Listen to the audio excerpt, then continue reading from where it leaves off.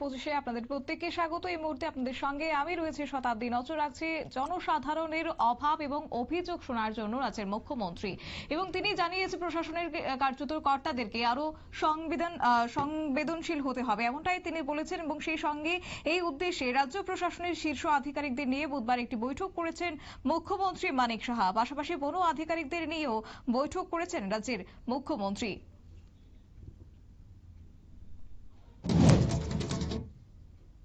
নোটবন্দির 8.5 বছর পুরনো এবং টাকা বদলের সুযোগ দিয়ে রায় দিল এই মুহূর্তে বোম্বে হাইকোর্ট। 20 লক্ষ টাকার পুরনো নোট বদলাচ্ছে।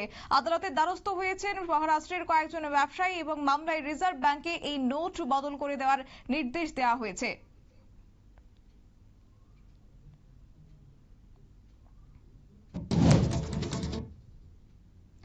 আবারও আগরতলায় পিএনজি গ্যাস পাইপলাইন ফেটে এক প্রকার বিপত্তি এবং রাস্তায় পাশেই নালা নির্মাণের কাজ করতে গিয়ে বুধবার দুপুরে কেরচুমুড়ি এলাকায় এই দুর্ঘটনা ঘটেছে। ঘটনায় পূর্ত দপ্তরের বিরুদ্ধে গাফিলতির অভিযোগ রয়েছে।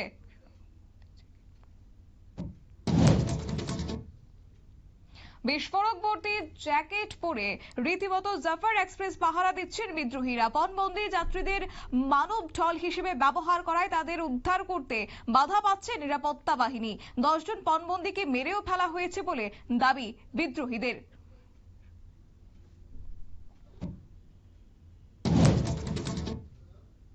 ত্রিপুরা বিধানসভায় 2025-26 বাজেট অধিবেশন শুরু হচ্ছে আগামী 21 মার্চ। অধিবেশন চলবে আগামী 1 মার্চ পর্যন্ত। 7 দিনের জন্য বাজেট অধিবেশন চলবে বলে জানিয়েছেন সংসদীয় মন্ত্রী রতনলাল নাথ।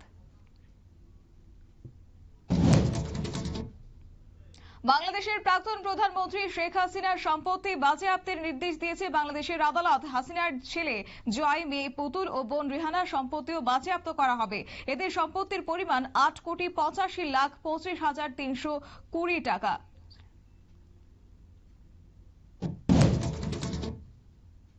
নিউজিল্যান্ড এবং পাকিস্তান দলের সঙ্গে যাবেন মোহাম্মদ ইউসুফকে। চ্যাম্পিয়ন্স ট্রফিতে ব্যর্থতার পর পাকিস্তানের নতুন ব্যাটিং কোচের দায়িত্ব নিয়ে প্রথম বিদেশ সফরে যাবেন না বলে জানিয়েছিলেন ইউসুফ। 24 ঘন্টার মধ্যে 180 ডিগ্রি ঘুরে দাঁড়িয়েছেন তিনি।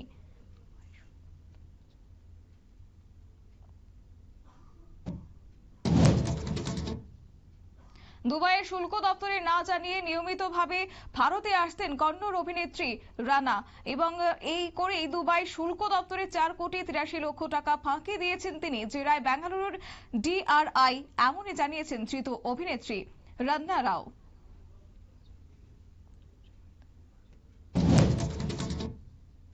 নির্বাচনী পর্যালোচনার দাবি তুলেছে এই মুহূর্তে বিজেডি এবং ডিএমকে। কংগ্রেসের সঙ্গে লোকসভার আসন পুনর্বিন্যাস নিয়েও সরব হতে হয়েছেন ওড়িশার প্রাক্তন মুখ্যমন্ত্রী নবীন।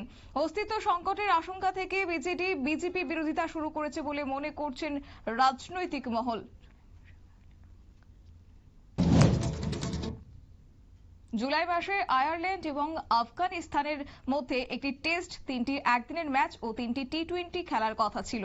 আর্থিক সমস্যার কারণে এই দ্বিপাক্ষিক সিরিজ বন্ধ করে দিতে হয়েছে বলে জানালেন আয়ারল্যান্ডের ক্রিকেট বোর্ডের চিফ এক্সিকিউটিভ ওয়ার্নার ডিট্রম।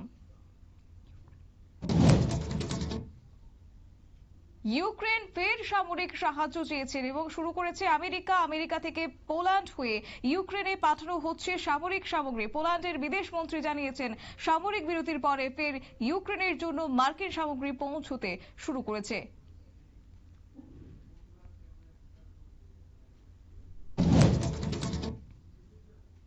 কিউএস বিশ্ববিদ্যালয় র্যাঙ্কিং এ 2025-এর আন্তর্জাতিক তালিকায় বিশ্বের সেরা 50টি শিক্ষা প্রতিষ্ঠানের তালিকায় স্থান পেয়েছে ভারতের 9টি বিশ্ববিদ্যালয় এবং প্রযুক্তি শিক্ষা কেন্দ্র। এর মধ্যে রয়েছে দিল্লির জেএনইউ, 3টি আইআইটি এবং 2টি আইআইএম।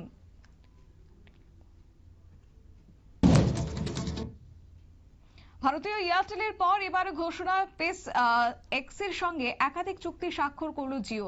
ভারতে পেস এক্সের স্টারলিংক ইন্টারনেট পরিষেবা দেবে রিলায়েন্স জিও। এবার সরকারি অনুমোদন পেলে স্টারলিংকে দ্রুত গতির ইন্টারনেট পরিষেবা পাবেন ভারতের মানুষ।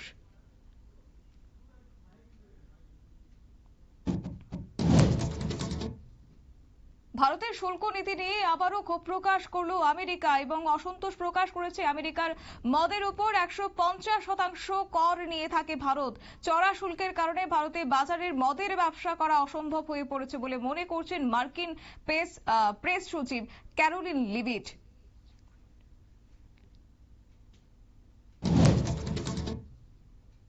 চাকুরি ইন্টারভিউর মেরিট লিস্ট প্রকাশ না করা ইতিমধ্যে ক্ষোভে ফুঁসছে বেকার যুবক যুবতীরা। তারই মধ্যে মেরিট লিস্ট প্রকাশ করছে না ফায়ার সার্ভিস ও পুলিশ দপ্তরের। 3 বছর আগে ফায়ার সার্ভিস ও পুলিশ দপ্তরের ফায়ারম্যান ও কনস্টেবল পদে ইন্টারভিউ হয়েছিল। এর প্রতিবাদে বুধবার আগরতলায় একটি মিছিল করে চাকুরি প্রার্থীরা।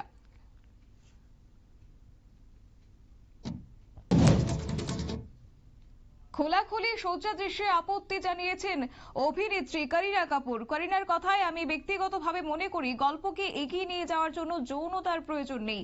করিনা মনে করেন ভারতীয় সমাজ এখনো এতটা এগিয়ে যায়নি।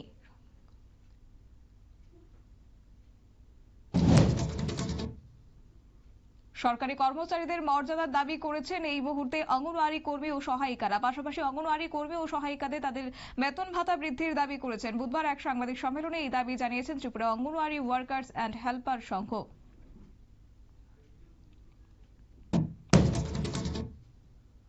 চ্যাম্পিয়ন্স ট্রফির পর এবার একদিনের ক্রিকেটে ব্যাটারদের নতুন ক্রমতালিকা প্রকাশ করছে আইসিসি। শীর্ষস্থান ধরে রেখেছে শুভমান গিল। এই তালিকায় তৃতীয় স্থানে উঠে এসেছে রোহিত শর্মা।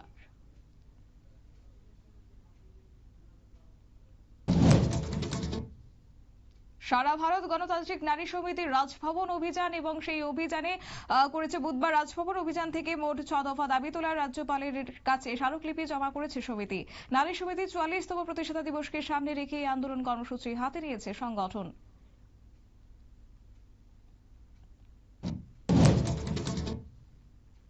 হরিয়ানার পুরো ভোটে বিরোধী দল কংগ্রেসকে ধরাশায়ী করে দিল বিজেপি। পুরো ভোটে 10টি মেয়র পদে জয় পেয়েছে বিজেপি। 5 মাস আগে বিধানসভা নির্বাচনে লড়াই করেও বিজেপির কাছে হেরে গিয়েছিল কংগ্রেস।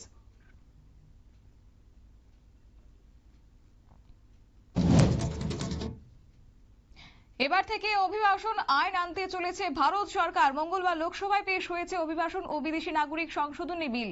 স্বরাষ্ট্র প্রতিমন্ত্রী নিত্যানন্দ রায় বিলটি পেশ করেছেন।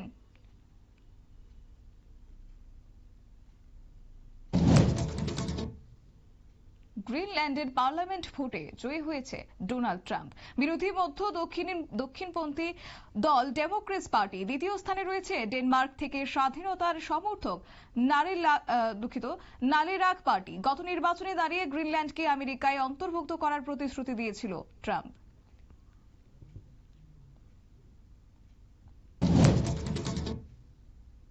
লেফুঙ্গা থানাধীন কার্যত লেম্বুছড়া শ্রীবাস্ত পাড়ায় এক অগ্নিকাণ্ডের ঘটনা ঘটেছে এবং যার কারণে এক ব্যক্তি আহত হয়েছে। অল্পেতে রক্ষা পেয়েছে ঘরে থাকা 2টি শিশু। বিদ্যুতের থেকে এই অগ্নিকাণ্ডের ঘটনাটি ঘটেছে বলে সন্দেহ করা হচ্ছে। তবে ঘটনায় প্রায় 50,000 টাকার ক্ষতি হয়েছে বলে ধারণা করছেন কার্যত অগ্নিনির্বাপক দপ্তরের কর্মীরা।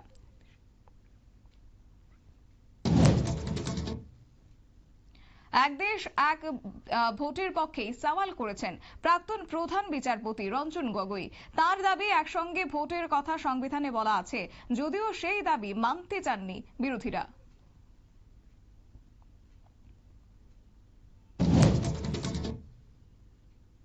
আগরতলায় ভট্টপুকুর এলাকায় এক ব্যক্তির মৃতদেহ উদ্ধার হয়েছে এবং এই মৃতদেহ উদ্ধারকে কেন্দ্র করে চাঞ্চল্য ছড়িয়েছে। নিহত ব্যক্তির নাম কার্তিক মোদক।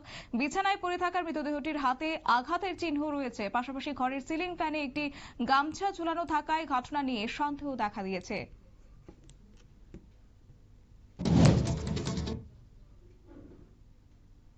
এক নজরে 25 আপাতত এই পর্যন্তই। পরবর্তী আপডেটের জন্য চোখ রাখুন নিউজ ভ্যানগার্ডের পর্দায়। নমস্কার।